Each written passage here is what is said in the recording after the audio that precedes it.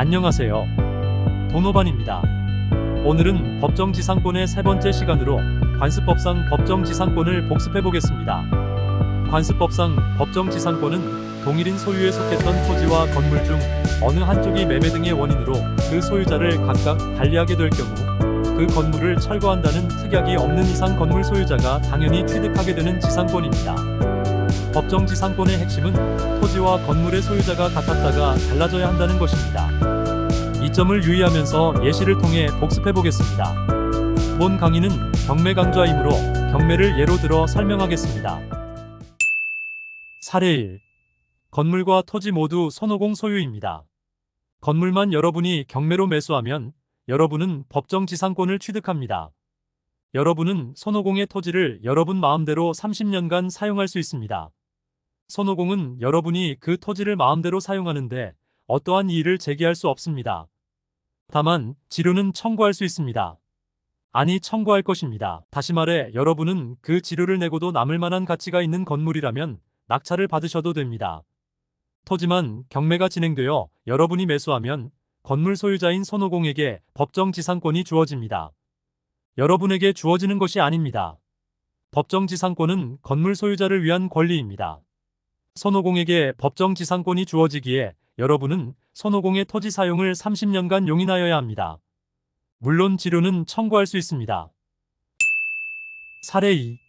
토지가 경매로 진행되는데 토지 소유자와 건물 소유자가 다른 경우, 이 경우는 토지와 건물의 소유자가 다르므로 법정지상권이 없다고 판단하기 쉽지만 사오정 이전 소유자가 손오공이라면 어떨까요? 토지와 건물의 소유주가 같았다가 달라졌으므로 법정지상권이 성립합니다.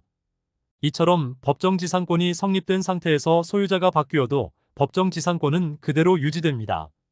법정지상권은 등기를 요하지 아니하므로 항상 주의하셔야 합니다. 건물을 경매로 취득하였다면 여러분은 손오공이 이미 취득한 법정지상권을 승계 취득합니다. 건물의 소유자가 바뀌어 법정지상권이 이미 취득된 경우도 같은 논리가 적용됩니다.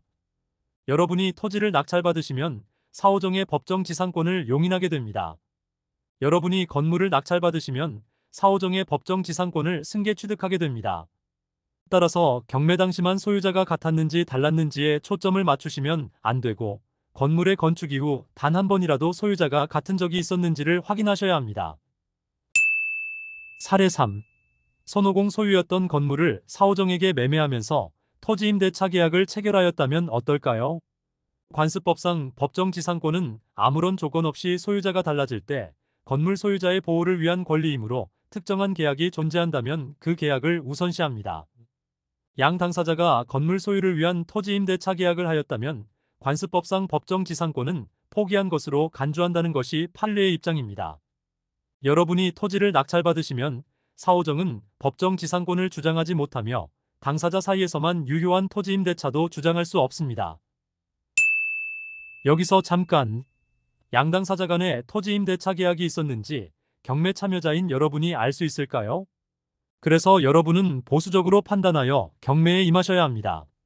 즉, 토지 경매라면 사오정은 토지임대차 계약이 있었다고 주장하지 않을 것이므로 법정지상권이 성립한다는 가정하에 입찰하여야 하고, 건물 경매라면 손오공은 토지임대차 계약이 있었다고 주장할 것이므로 법정지상권이 없으므로 입찰에 참여하시면 안 됩니다. 사례 4.